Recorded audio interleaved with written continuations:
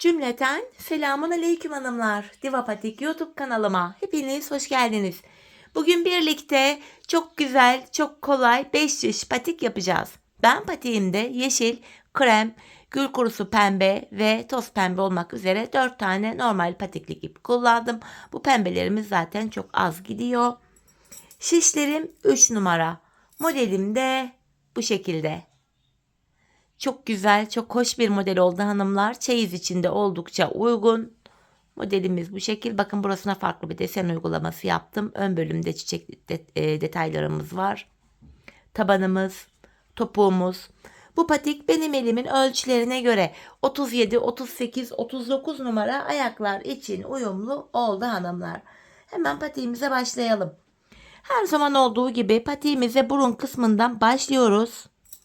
Yeşil ipimiz ile 12 ilmek olarak şu ikinci ilmeğim 3 4 5 6 7 8 9 10 11 ve bir ilmek daha atıyorum 12. Şimdi geri dönüyorum hanımlar. İlk sırada kenar ilmeğimi örmeden aldım. İlmeklerimi ters olarak öreceğim.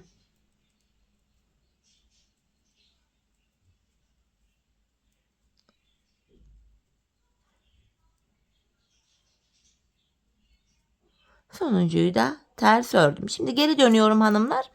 Artık düz örgü uygulaması yapacağız. 5'e de geçeceğiz. Kenar ilmeğimi aldım. Şu ikinci ilmeğim 3, 4, 5, 6. İlk 6 ilmeğimi ördüm. Kalan 6 ilmeğimi de diğer şişimle örüyorum. Tamamen düz örgü yapıyorum hanımlar burada. Şimdi hiç geri dönmeden ilk başladığımız yerlerden ilmekler çıkaracağız. Üçüncü şişimize ilk ilmeğimi hemen şu kenara ilmeğin iki kanadına birden girerek çıkartıyorum. Devamında da tığ yardımıyla ilmeklerimi çıkartıp şişime takacağım. Şu ikinci ilmeğim. Başlangıç yerlerine ilmeğin iki kanadına birden girerek ilmek çıkartıyoruz ve üçüncü şişimize takıyoruz. Bakın 4 ilmeğim oldu. Şu 5 ve bir ilmek daha çıkarttım 6. Şimdi bir 6 ilmek daha çıkartacağım. Dördüncü şişime takacağım. Şu birinci ilmeğim 2 3 4 5 ve hemen şu kenara girerek bir ilmek de buradan çıkarttım 6.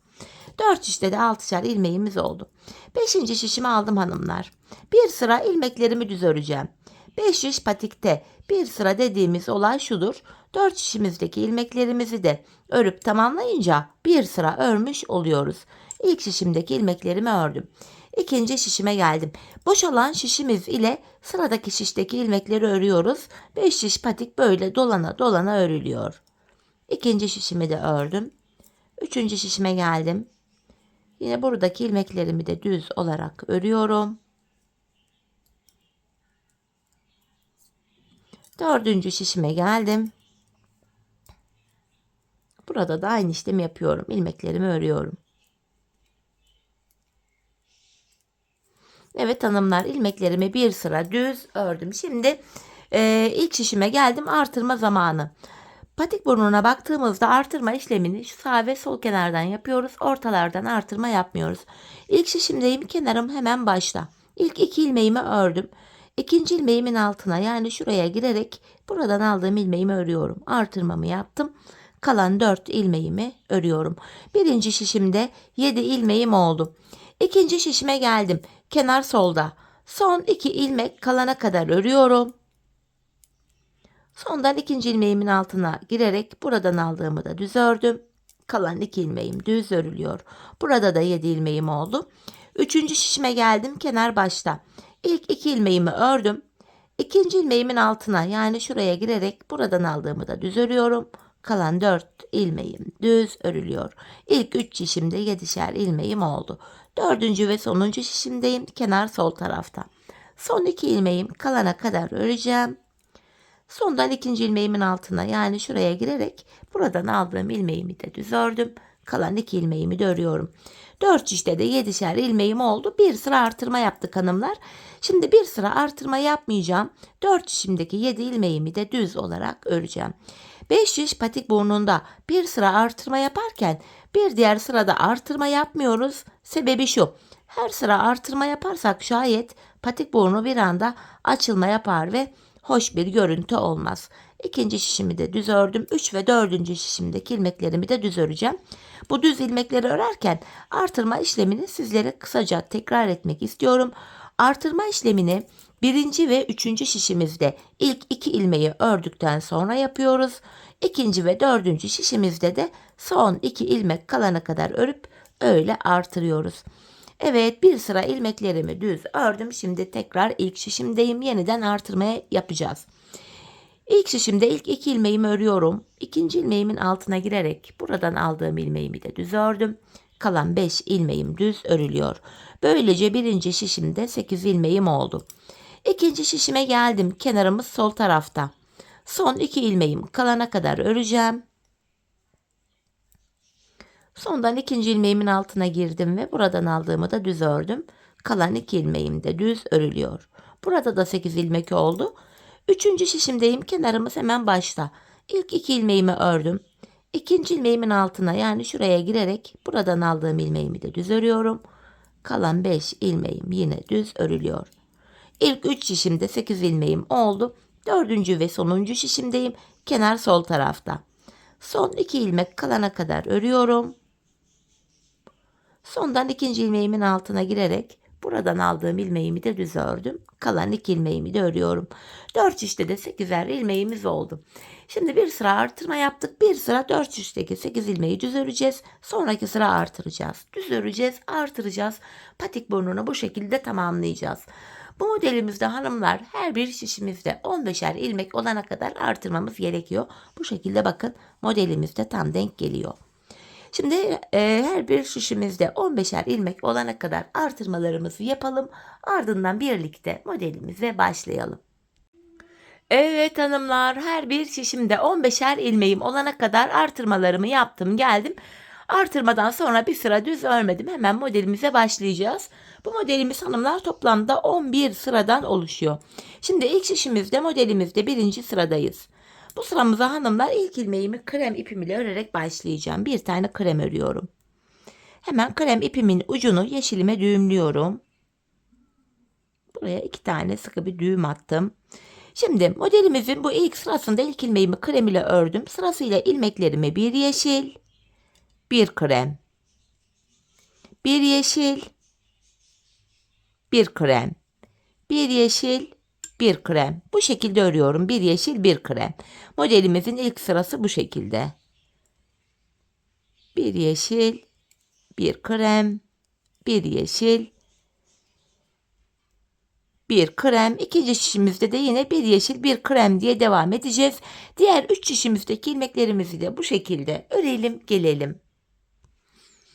Evet, ilmeklerimi ördüm, geldim. Şimdi tekrar ilk şişimde modelde hanımlar ikinci sıradayız. Bu sıramızda yapacağımız işlem şu. Yine ilk ilmeğimi krem ile örüyorum. Bir tane krem ördüm. Şimdi ilk desenimizi yapacağız. Bakın, şu ilk çiçek desenimizi yapıyoruz. Bir kremden sonra bir yeşil,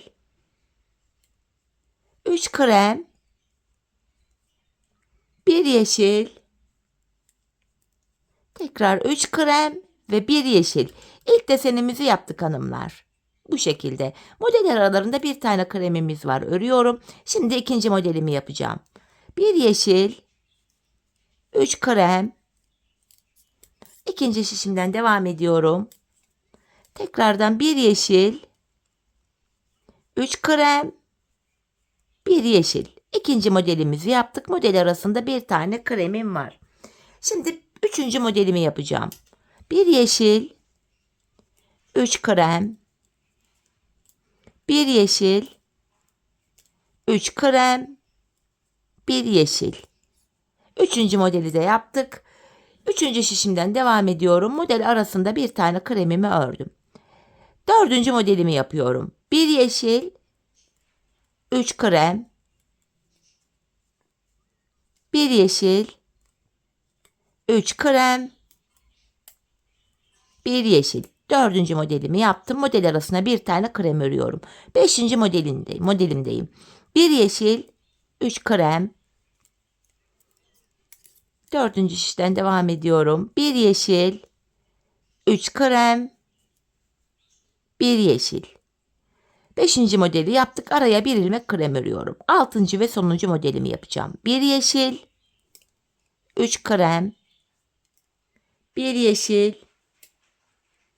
3 krem ve son bir ilmeğim yeşil. İkinci sıramızı tamamladık. Şimdi tekrar ilk şişimdeyim hanımlar.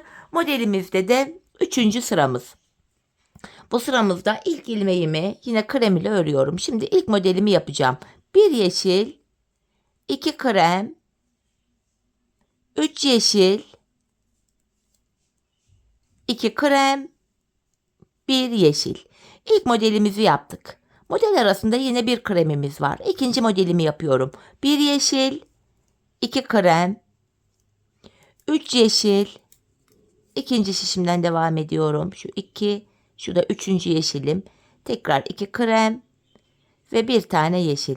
Model arasında bir tane kremim var. Diğer modelimi yapıyorum. 1 yeşil, 2 krem, 3 yeşil,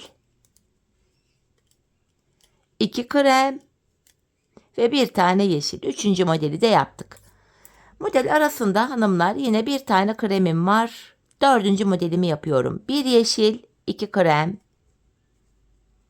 3 yeşil, 2 krem, 1 yeşil. Model arasında bir kremim var ve 5. modelimi yapıyorum. Şimdi 1 yeşil, 2 krem, 3 yeşil, 4. şişimden devam ediyorum. Şu 2, 3. yeşilim, yanında 2 kremim var, 1 yeşil. 5. modeli yaptık. Model arasına bir kremimi ördüm. 6. ve sonuncu modelim. 1 yeşil, 2 krem, 3 yeşil, 2 krem ve son bir ilmeğim yeşil. Modelimizde hanımlar böylece 3. sırayı da tamamladık. Şimdi ilk şişimdeyim. Modelimizde 4. sıramızı yapacağız. Şöyle toz pembe ipimi de hazırlıyorum buraya. Bu sıramızda hanımlar yapacağım işlem şu. İlk 1, 2, ilk 3 ilmeğimi bu şekilde krem ipimle ördüm. Şimdi ilk modelimizi yapıyoruz, çiçek desenimizi. 2 yeşil, tam ortaya bir tane toz pembe. Hemen bu toz pembe ipimin ucunu da yeşilime düğümleyeceğim. Patiğimiz sökülmesin diye 2 tane düğüm atıyorum. İlk 3 ilmeği krem ile ördük. 2 yeşil, bir tane pembe ve yanına 2 tane yeşil. İlk modelimizi yaptık hanımlar. Şimdi model aralarında 5'er tane kremimiz var. Araya 5 tane krem örüyorum. 2, 3, 4, 5. İkinci modeli yapacağım. Bu aşamada şöyle pembeyi yeşilin üstünden atlatarak şöyle yaklaştırdım. Arkada uzun uzun kalmasın diye. İkinci modeli yapıyorum yine. 2 yeşil, ortaya bir tane pembe ve 2 ilmek daha yeşil ördüm. İkinci modelimizi yaptık. Ve yine model arasında krem ipim ile 5 tane krem örüyorum. 3, 4, 5. Üçüncü modeli yapacağım. Yine şöyle pembeyi atlatarak yaklaştırdık. 2 yeşil, 1 pembe, 2 yeşil. Araya yine 5 ilmek krem öreceğiz. Model bu şekilde ilerliyor. Bakın hanımlar, şeklimiz bu. Üçüncü şişimden devam ediyorum. Şu üçüncü kremim, 4 ve 5. Dördüncü modelimi yapacağım. Yine şöyle pembeyi atlatarak yaklaştırarak getirdim. 2 yeşil, ortaya bir pembe, tekrar 2 yeşil örüyorum. Model arasına 5 tane krem. 1, 2, 3, 4, 5. 5. modelimi yapacağım şimdi. Yine pembeyi atlatarak getirdim. 2 yeşil, 4. şişimdeyim. 1 pembe, 2 yeşil. Yine kremimi aldım. Model arasına 5 tane krem. 1, 2, 3, 4, 5. 6. ve sonuncu modelimdeyim. 2 yeşil, 1 pembe, 2 yeşil. Ve şişimde kalan son 2 ilmeğimi krem ipim ile örüyorum hanımlar. Modelde 4. sıramızı da tamamladık. Şimdi geldik modelimizde 1. şişte 5. sıradayız. Bu sıramıza hanımlar ilk 3 ilmeğimi yine krem ile ördüm. Şimdi yeşili alıyorum. Yeşili yine şöyle pembeyi atlatarak alacağım. Şöyle pembe ipimiz şöyle yaklaşıyor bu şekilde dolayarak alınca. Modelimizde 5. sıramızı hanımlar yapıyorum. İlk desenimdeyim. Bir yeşil ördüm. Bir tane toz pembe. Ortaya bir tane krem. Bir tane toz pembe ve yanına bir ilmek yeşil. Bakın ilk modelimizi bu şekilde oluşturduk. Yine model aralarına 5'er ilmek krem öreceğiz. 5'er ilmek krem. 1, 2, 3, 4, 5. İlk modelle aynı şekilde ikinciyi de yapacağız. Yeşilimi alıyorum. Yine pembeyi şöyle atlatarak yaklaştırıyorum. Bir yeşil, bir pembe. İkinci şişimden devam ediyorum. Tam ortaya bir tane krem. Tekrar bir tane toz pembe ve bir ilmek yeşil. İkinci modeli de yaptık. Tekrar model arasına hanımlar 5 ilmek kremimi örüyorum. Üçüncü modelimi yapıyorum. Yine şöyle yeşilimi aldım. Bir yeşil, bir tane toz pembe, bir krem, tekrar bir tane daha pembe ve bir yeşil. Yine model arasına 5 tane kremimizi öreceğiz. Şöyle kremimi aldım. En son ilmeğimi kaçırdım. Hemen toplayayım geri. Model aralarına 5'er tane krem örüyoruz hanımlar. Toplam ön yüzde 3, arka yüzde 3, 6 tane modelimiz var. Hemen yanına son 2 ilmeğimi krem ile ördüm. Üçüncü şişimizden de yine aynı şekilde devam edeceğim. Araya 5 krem olacaktı. 3, 4, 5. Bir diğer modelimi yapıyorum. Şöyle yine yeşilimi aldım. Bir yeşil, bir pembe, bir krem, bir pembe, bir yeşil. Model arasına yine 5 tane krem örüyorum. 2, 3, 4, 5. Diğer modelimi yapıyorum. 5. modelimi. Tekrardan şöyle. Bir yeşil, bir pembe. Tam ortaya 4. şişimden devam ediyorum. Tam ortaya bir krem. Tekrardan bir tane pembe ve bir ilmek yeşil. 5. modelimi de yaptım. Şimdi buraya 5 tane krem örüyorum model arasına. 6. ve sonuncu modelimi yapacağım hanımlar. Bir yeşil, bir pembe, bir krem, bir pembe, bir yeşil ve kalan 2 ilmeğim krem. Modelimizde 5. sıramızı da tamamlamış olduk. Şimdi modelimizde 1. şişimizde ve 6. sıradayız hanımlar. Şimdi 6. sıramızda bu pembe ipimi de ekleyeceğim. Şöyle pembemi de alıyorum. Bu sıramızda hanımlar yapacağımız işlem şöyle. İlk ilmeğimi krem ile ördüm. Bir tane kremimi ördüm. Şimdi buraya diğer koyu pembe, gül kurusu pembemi ekliyorum. Açık pembe, koyu pembe diye söyleyeceğim burada. Kafanız karışmasın. Burada 4 tip birden gideceğiz ama bir sıra gidecek sadece. Bir kremden sonra bir ilmek koyu pembemden ördüm. Hemen ipimin ucunu düğümleyeceğim. Şöyle. Yanına tekrardan bir tane kremimi örüyorum. Şöyle diğer 2 ipi de atlatarak yaklaştırdım. Bu şekilde. Bakın ilkini krem ile ördüm. Koyu pembe ve tekrar yanına bir krem. Şimdi modelimizi yapıyoruz yine. Bir yeşil. Bu şekilde. Yeşilimi yarım aldım. Bir yeşil. Bir krem. Bir tane toz pembe. Bir tane krem. Bir tane yeşil. Yanına bir tane kremimi örüyorum ve buraya bir ilmek daha koyu pembe ipim ile ördüm. Bu şekilde ilk modeli yaptık. Model aralarında birer tane kremimiz var. Şimdi ikinci modelimi yapacağım. İlk modelde olduğu gibi diğer ipleri şöyle atlatarak getirdim. Bakın yine ilk modeli yaptığım gibi bir tane koyu pembe, bir krem, bir yeşil, yanına tekrar bir krem. İkinci şişimden devam edeceğim. Tam ortaya bir tane toz pembe. Yanına bir tane krem örüyorum. Ve bir ilmek yeşil. Şöyle yeşilimi de ördüm. Tekrar yanına bir ilmek krem ve bir tane daha koyu pembe ördüm. İkinci modelimizi de yaptık hanımlar. Şimdi üçüncü modelimizi yapacağız. Model arasında bir kremimiz var. Üçüncü modeldeyim. Bir pembe ördüm. Bir krem. Yeşilimi alıyorum. Şöyle bir yeşil, bir krem. Tam ortaya bir tane toz pembe. Bir tane krem. Bir yeşil. Tekrar bir krem ve yanına bir tane koyu pembe ipim ile örüyorum. Üçüncü modeli de yaptık. Şimdi üçüncü şişimdeyim hanımlar. Model arasında bir tane krem örüyorum. Bir tane krem. Bu şekilde. Ben krem ipimi alayım hanımlar. İp 4 tane olunca zorlandım. Evet. Bir kremimi ördüm. Şimdi dördüncü modeli yapacağız. Buraya hanımlar şöyle yine diğer ipleri yaklaştırdım. Bir pembe. Bir krem.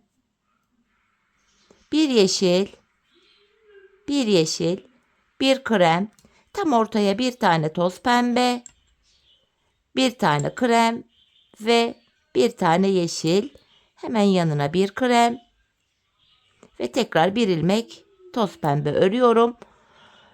Dördüncü modeli de yaptık. Şimdi beşinci modeldeyiz. Model arasına bir tane krem ördüm. Tekrar bir tane pembe.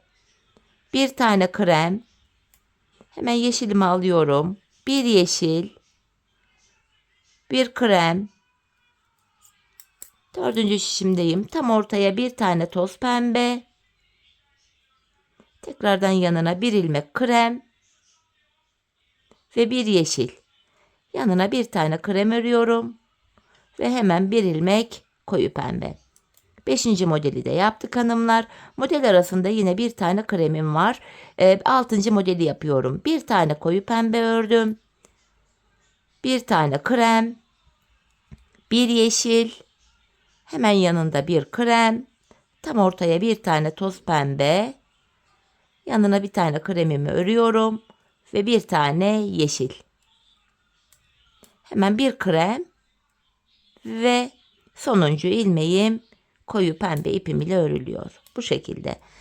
Hanımlar bu şekilde modelimizde 6. sıramızda tamamladık. Artık bu sıramızda toz pembe ipimizi kullanmayacağız. Şöyle toz pembe ipimin ucunu keseceğim. Oraya gelince tekrar düğümleriz. İpler daha fazla karışmasın. Şöyle toz pembeyi artık çekiyorum. Şimdi şöyle modelimizde hanımlar bu sıramızda artık 2 ip kullanacağız. İlk ilmeğimi burada krem ile örerek başladım. Bir tane krem. Modelde 7. sıramız. İlk 2 ilmeğimi krem ile örerek başlıyorum. Çok özür dilerim. İlk 2 kremden sonra hanımlar yapacağım işlem şu. 2 tane pembe, bir krem, bir pembe, bir krem, 2 pembe. İlk modelimizi yaptık. Model aralarında 3'er tane kremimiz var. İkinci modelimi yapacağım şimdi. 2 pembe, bir krem. İkinci şişimdeyim. Bir pembe, bir krem, 2 pembe. Yine model arasına 3 tane krem örüyorum. Üçüncü modelimi yapıyorum. 2 pembe, bir krem, bir pembe, bir krem, 2 pembe. Ve tekrar model arasında 3 tane kremimiz var. Üçüncü şişimden devam edeceğim. Şu 2, şu da üçüncü kremim. Dördüncü çiçeğimi yapıyorum. 2 pembe, bir krem, bir pembe, bir krem, 2 pembe. Ve yine model arasına 3 tane krem örüyorum. Beşinci modelimdeyim. 2 pembe, bir krem. Dördüncü şişime geçtim. Tam ortaya bir pembe, bir krem ve 2 pembe ördüm. Arada 3 tane kremim var. Sonuncu çiçeğimi yapıyorum. 2 pembe, bir krem, bir pembe. Artık şu toz pembe ipimin ucunu da hanımlar şöyle düğümleyin buraya. Kremimi düğümleyeceğim. Şöyle 2 tane düğüm attım patiğimiz sökülmesin diye. Hatta pembe ipimi de tamamını bir çekeyim. En son bir pembe örmüştük. Hemen yanına bir tane kremimi örüyorum. Tekrardan 2 tane pembe Ve son bir ilmeğim krem. Artık burada hanımlar şu yeşil ipimi de keseceğim. Şöyle. Yine yeşil ipimin ucunda düğümleyeceğim hanımlar. Ben şurada en yakın pembe ipim var. Pembe ipime düğümlüyorum. Bu şekilde modelimizde 7. sıramızı da tamamladık. Şimdi geldik modelimizde 8. sıramıza. Bu 8. sıramızda da hanımlar yapacağımız işlem şöyle. İlk ilmeğimi krem ile ördüm. Bu şekilde pembe ipimi alıyorum. Buraya hanımlar 9 ilmek pembe öreceğim. 1, 2, 3, 4. Burada krem ip arkada uzun uzadıya kalmasın diye pembenin üstünden atlatıp yaklaştırdım. 5, 6, 7, 8, 9. Model aralarına birer tane krem örüyoruz. Şimdi ikinci modelimi yapacağım. Tekrardan 9 pembe. 1, 2, 3, 4. Yine şu kremi atlatarak yaklaştırıyorum. 5, 6, 7, 8, 9 pembe, 1 krem. Tekrardan 9 tane pembe. 3, 4, 5, 6, 7, 8, 9. Araya bir tane krem öreceğim. 3. şişimden devam edeceğim. Bir tane kremimi ördüm. Tekrardan 9 tane pembe. 3, 4. Yine şöyle kremi yaklaştırdım. 5, 6, 7, 8, 9. Ortaya bir tane krem. Diğer modelimi yapıyorum. Yine 9 tane pembe. 4 oldu. Şöyle kremi atlatıp yaklaştırdım. 4. şişimdeyim. 5. pembem 6, 7, 8, 9. Ortaya bir tane krem. Tekrar 9 tane pembe. 3, 4. Yine krem atlatıp yaklaştırdım. 5, 6, 7, 8, 9. 6. modelimizi de tamamladık. Modelde 8. sıramızı bitirdik. Şimdi modelde 9. sıradayız hanımlar. 9. sıramız. İlk ilmeğimi krem ile örerek başlıyorum. 1 ilmek krem. Şimdi hanımlar ilk modelimizi yapacağız. Şöyle 2 pembe ilk çiçeğimi yapıyorum. 2 pembe, 1 krem, 3 pembe, 1 krem, 2 pembe. İlk modelimizi yaptık. Model aralarında birer tane kremimiz var. Şimdi ikinci modeli de ilk modeliyle aynı şekilde yapacağız. 2 pembe, 1 krem, 3 pembe. İkinci şişimden devam ediyorum. 2 ve 3. pembem, 1 krem ve 2 tane pembe. Model arasına yine bir tane krem ördüm. 3. modeldeyim. 2 pembe, 1 krem, 3 pembe, 1 krem, 2 pembe. 3. modeli de yaptık. Şimdi 3. şişimdeyim. Araya bir tane krem örüyorum. 4. modelimi yapacağım. 2 pembe, 1 krem, 3 pembe, 1 krem, 2 pembe. 4. modeli de bitirdik. Arada bir kremim var. 5. modelimdeyim. 2 pembe, 1 krem, 3 pembe öreceğim şimdi. 3 pembe, 1 krem, 2 pembe. Model arası için bir tane kremimi ördüm. 6. modelimi yapıyorum. 2 pembe, 1 krem, 3 pembe, 1 krem, 2 pembe. 6. modelimizi de tamamladık. Tekrar ilk şişimde modelimde 10. sıradayım hanımlar. 10. sıramızda ilk 4 ilmeğimi bu şekilde krem ile örüyorum. Aradaki 3 pembe ilmeğim pembe ile örülecek. İlk modelimizi yaptık. Model aralarında 7 tane kremimiz var. 1, 2, 3. Yine pembe ip arkada uzun kalmasın diye şöyle pembeye yaklaştırıyorum. 4, 5, 6, 7 kremimi ördüm. 3 tane pembe öreceğim. İkinci modelim için. Şu birinci pembem. 2, 3. Tekrar model arasına 7 tane krem örüyorum. 1, 2, 3. Şöyle pembeyi atlatıp yaklaştırdım. 4, 5, 6, 7. 3 tane pembe örüyorum. Tekrardan 7 tane krem öreceğim. 1, 2, 3, Üçüncü şişime geldim. Pembe ipimi yine şöyle yaklaştırdım. Şu dördüncü kremim. 5, 6, 7. 3 tane pembe. Tekrar model arası için 7 tane krem. 2, 3, 4. Yine pembeyi şöyle yaklaştırıyorum. 5, 6, 7. 3 tane pembe. 1, 2, 3. 7 tane krem. 3 oldu. Şöyle pembeyi atlatıp yaklaştırdım. 4, 5, 6, 7. 3 tane pembe. Ve kalan 3 ilmeğim krem. Modelimizde 10. sıramızı da bitirdik. Şimdi geldik modelde 11. sıramız. Tekrar şu pembeyi atlatıp yaklaştırdım. İlk şişimdeyim hanımlar. İlk 5 ilmeğimi krem ile örüyorum. 1, 2, 3, 4, 5. Bir tane pembe. Şimdi model aralarında 9 kremimiz var. 1, ikinci kremim 3, 4, 5. Yine pembeyi atlatıp yaklaştırıyorum. 6, 7, 8, 9 krem ördüm. Tam ortaya bir tane pembe örüyorum. Tekrardan 9 krem. 1, 2, 3, 4, 5. Yine pembeyi atlatıyorum. 6, 7, 8, 9 krem. Bir pembe. Tekrar 9 tane krem öreceğim. 4 oldu. Üçüncü şişimden devam ediyorum. 5. Hanımlar burada hemen yine pembeme atlattım. 6, 7, 8, 9. Ortaya bir tane pembe. Tekrardan 9 krem. 2, 3, 4. Yine pembeyi yaklaştırayım. 5, 6, 7, 8, 9.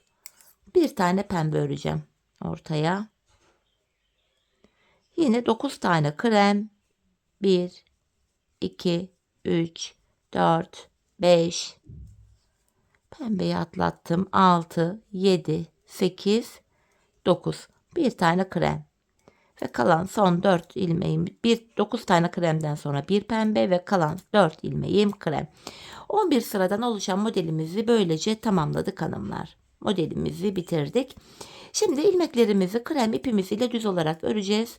Diğer renkli iplerimizi kullanmayacağız. Bu şekilde ilmeklerin tamamını düz olarak öreceğiz hanımlar. Hepsi düz örülüyor. Evet, ilk şişimdeki ilmeklerimi bu şekilde ördüm. Şimdi hanımlar 4 şişimizdeki ilmeklerimizi de 3 sıra boyunca, yani 4 şişimizi 3 kere krem ipimizle dolanacağız. Bu şekilde 3 sıra örelim, ardından buluşalım. Evet hanımlar, 3 sıra boyunca ilmeklerimi düz ördüm, geldim. Şimdi ön yüzdeyiz. Hemen şu desenimize başlayacağız hanımlar. Bu desenimiz zaten tek sıradan oluşuyor. 3 ilmek üzerine kuruluyor. Şimdi önde 3 ilmeğim var. 1, 2, şu 3. ilmeğin içine bakın. İlmeğin içine girerek bu 3. ilmeğimi normal şöyle örüyorum. Ardından şu önündeki 2 düz ilmeğimi de düz olarak öreceğim. 1, 2. İçinden ilmek çıkarttığım bu 3. ilmeğimi sol şişimden bırakıyorum. İşlem bu. Tekrar önde 3 ilmeğim var. Modelimi kuracağım. 3. ilmeğin içine girerek bir ilmek çıkarttım. Öndeki ilk 2 ilmeğimi örüyorum. Bu 3. ilmeğimi şişimden bıraktım. Tekrar önde 3 ilmeğim var. 3. ilmekten bir ilmek çıkartıyorum bu şekilde. Önündeki 2 ilmeğimi ördüm. 3. ilmeğimi şişimden bırakıyorum. Modelimizi 3 ilmeğe bu şekilde kuruyoruz hanımlar. 3. ilmeğimi şişimden bıraktım. Tekrar bu 3. ilmeğimin içine girerek bir ilmek çıkartıyorum. Öndeki 2 ilmeğimi ördüm. Bu 3. ilmeği şişimden bıraktım. İkinci şişimde de yine aynı işlemi yapacağım. Tekrar 3. ilmeğin içine girerek şöyle ilmek çıkartıyorum. Bu şekilde öndeki 2 ilmeğimi ördüm ve 3. ilmeğimi şişimden bıraktım. Modelimiz hanımlar tek sıradan oluşuyor. Kurulumu sadece bundan ibaret. Bu şekilde öndeki 2 ilmeğimi örüyorum. 3. ilmeğimi şişimden bıraktım.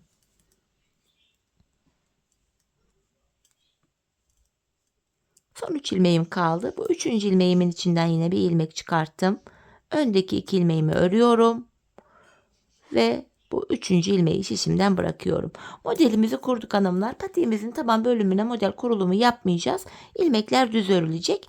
Bu tabandaki 2 şişteki ilmeklerimizi buraları düz örelim. Ön yüzde buluşalım. Evet, tabanımızı ördüm hanımlar. Şimdi ön yüzdeyiz. Bir önceki sırada model kurulumu yapmıştık. Şimdi ilmeklerin tamamını düz öreceğiz. Bakın hepsini düz örüyorum. Sırasıyla bu 3 ilmeğim var. Hepsini düz olarak örüyorum. 3 sıra boyunca bu ilmekleri düz öreceğiz. Sonra aynı modeli tekrar kuracağız hanımlar. Bakın hepsini düz olarak örüyorum sırasıyla. İlk şişimdeki ilmeklerimi ördüm. Diğer şişteki ilmekleri de düz öreceğiz. Bu şekilde hanımlar 4 şişimizdeki ilmeklerimizi de 3 sıra boyunca, yani 4 şişimizi 3 kere böyle düz olarak öreceğiz. Sonra bir diğer modeli kuracağız. Şimdi 3 sıra ilmeklerimizi örelim, gelelim. Evet hanımlar, 3 sıra boyunca ilk 4 şişimdeki ilmeklerimi de düz ördüm. Tekrar aynı modeli kuracağız. Her 3 sırada bir model yapıyoruz.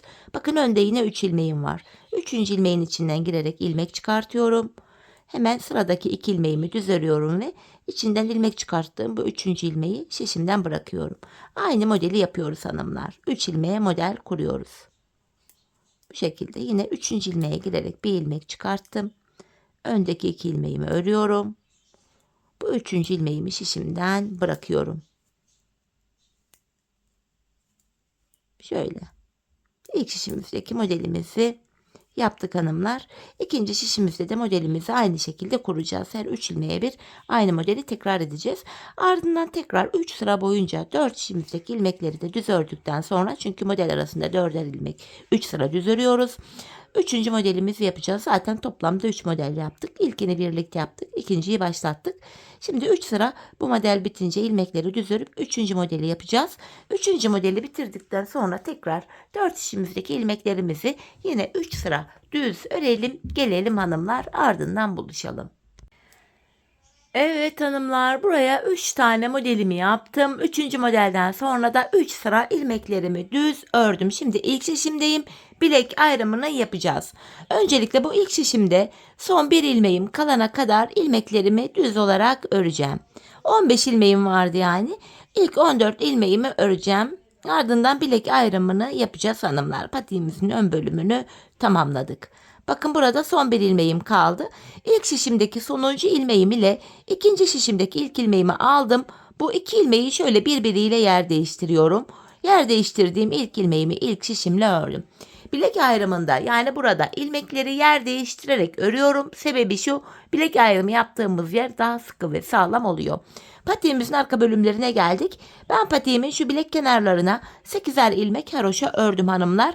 Ben örgümüzün hem ön hem arka yüzünde düz örgü örerek haroşalarımı elde ediyorum.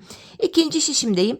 İlk 8 haroşa ilmeğimi, bilek kenarındaki ilk 8 haroşa ilmeğimi düz ördüm. Devamındaki ilmeklerimi de yine düz öreceğim, çünkü ön yüzdeyim.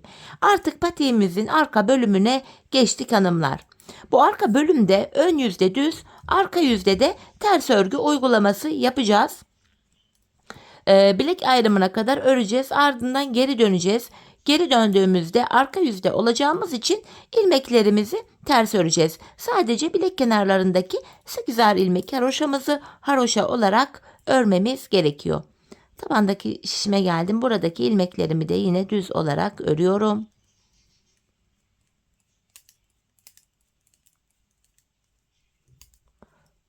Son şişime geldim. Burada da ilmeklerimi düz olarak örüyorum. Bilek ayrımı yaptığımız şişimiz, yani bu ilk şişimiz oluyor. Bakın burada son 8 ilmeğimiz haroşa, bunu yine düz örüyorum. Arka yüzde de bu 8 ilmeğimi düz olarak öreceğim. Evet, bilek ayrımı yaptığımız yere kadar geldik, geri döneceğiz. Patiğimizin arkasında yapacağımız işlem bu. Bilek ayrımına kadar örüp geri dönüyoruz. Şimdi kenar ilmeğimi aldım. Bu ilk ilmeğim ile birlikte toplam 8 ilmek haroşamı yine düz öreceğim. 7 ve 8. ilmeğim. Bakın ön yüze bir diş haroşamız düştü. Diğer ilmeklerimi de arka yüzde olduğum için ters olarak örüyorum. Diğer şişime geçtim. Burada da yine ilmeklerimi ters öreceğim. Hanımlar, patiğimizin arka bölümünde yapacağımız işlem bu kadar. Bilek ayrımına kadar öreceğiz, geri döneceğiz, öreceğiz, geri döneceğiz.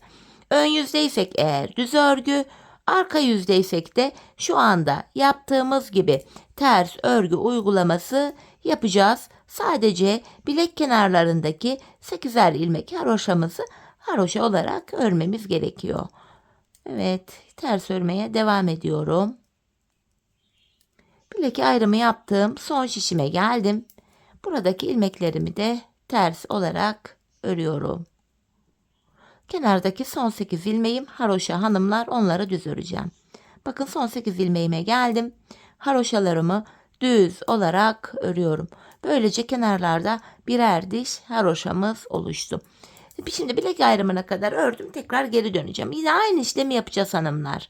Ön yüzdeyiz. 8 haroşam yine düz olarak örülüyor. Devamındaki ilmekleri de şu an ön yüzde olduğum için düz olarak örüyorum. Diğer bilek ayrımı yaptığımız yere kadar geleceğiz. Yani bakın şöyle dolanacağız. Şu uca kadar geleceğiz. Sonra geri döneceğiz. Arka yüzde ilmekleri ters öreceğiz. Bu şekilde model devam edecek. Şimdi patiğimizin kenarlarına baktığımızda birer diş haroşamız oluştu. Hanımlar, ben patiğimizin arka bölümüne toplamda 15 sıra yani 15 diş haroşa ördüm. Benim ölçüme göre tam oldu. Sizler bu aşamada patiğinizi örerken ayağınıza giyin hanımlar. Patiğinizin arkasını topuğunuzun şu kenarına gelene kadar örmeniz gerekiyor. Bu şekilde ölçü alarak yaparsanız patiğiniz ayağınıza tam olur. Şimdi hep birlikte ölçülerimize göre patiğimizin arka bölümünü örelim, ardından buluşalım. Evet hanımlar, patiğimin arka bölümünü ördüm. Burada 15 sıra haroşam var. Bu aşamada bilek ayrımından sonra şu bölüm genişlediği için bakın ilmeklerimin hepsi tek şişte toplanacak duruma geldim. 4 şişteki 15 ilmeğim böyle tek şişte toplandı. Ben de bu aşamada topuk kesiminde bana kolaylık sağlasın diye ön yüzden baktığımızda sol kenara 26 ilmek ayırdım. Kalan ilmeklerimi de sağ şişime taktım. Şimdi topuğumuzu kesmeye başlayacağız. Topuk bölümünde kenardaki 8 ilmek haroşamızı yine haroşa olarak öreceğiz hanımlar. 8 haroşamı ördüm. Ön yüzdeyim. İlmeklerimi düz olarak ve sayarak öreceğim. Şu 9. ilmeğim 10, 11, 12, 13, 14, 15, 16, 17, 18, 19, 20, 21, 22, 23, 24, 25 ilmeğimi ördüm. 26. ilmekte öndeki ikisini kesiyorum. İlk kesimimi yaptım. Zaten sol kenara da 26 ayırmıştık. Burada da 26. ilmekte kesimi yaptım. Topuğumuz için ortaya baktığımda 7 ilmek kaldı. Bu 7 ilmek her sırada birer birer kesilecek, eksilecek, bitecek. Böylece topuğumuz oluşacak. Şimdi kesim yaptıktan sonra geri dönüyoruz hanımlar. Arka yüzdeyim. İlk ilmeğimi örmeden aldım. Arka yüzde olduğum için buradaki ilmeklerimi ters olarak örüyorum. Sadece kenardaki son 8 haroşa ilmeğimi düz öreceğim. Son 8 ilmeğime geldim. Haroşalarımı düz olarak örüyorum. Bu şekilde. Şimdi tekrar geri döndük. Ön yüzdeyim. Bir önceki sırada yaptığım işlemin aynısını yapacağım. Yani ilk 25 ilmeğimi öreceğim. 26. ilmekte kesimimi yapacağım. 8 haroşamı ördüm, sayarak gidiyorum. 9, 10, 11, 12, 13, 14, 15, 16, 17, 18, 19, 20, 21, 22, 23, 24, 25, 26. ilmekte öndeki ikisini kesiyorum. İkinci kesimi yaptık.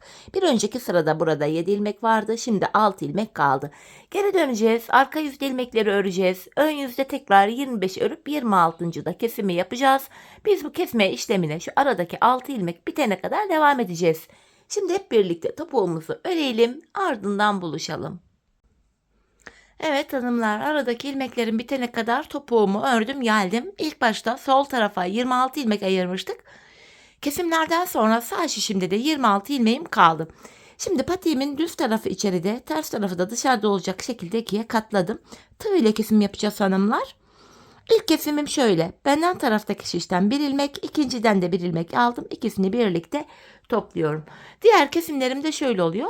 Benden taraftaki şişten bir ilmek, ikinciden de bir ilmek aldım. İkinci ilmeği ilkinin içinden geçirdim. Tığımdaki ilmekleri topluyorum. Benden taraftaki şişten bir ilmek, ikinciden de bir ilmek aldım. İkinci ilmeği ilkinin içinden geçirdim. Tığımdaki ilmeklerimi topluyorum. Karşılıklı olarak şişlerimizden birer tane ilmek alıyoruz ve ikinci şişten aldığımız ilmeği ilk şişten aldığımız ilmeğin içinden geçiriyoruz. Tığımızdaki ilmekleri topluyoruz. Her iki patiğimizin topuğu da aynı yöne, aynı şekilde kesiliyor. Bu şekilde. Şimdi kalan ilmeklerimizi de keselim, gelelim. İlmeklerimi kestim hanımlar. Son birer ilmeğim kaldı. Önce benden taraftaki, sonra da diğer şimdiki ilmeğimi tığıma aldım. Tığımdaki 3 ilmeğin üçünü bir topladım. 2 de zincir çekiyorum ve ipimi kesiyorum. Patiğimizi tamamladık. Hemen ipimizin ucunu gizleyeceğim. Arka ilmek aralarına girerek bu şekilde tekrar zincir tekniğiyle düğümledim. Patiğimiz bu kadardı. Bakın hemen göstereceğim topuğumuzu da.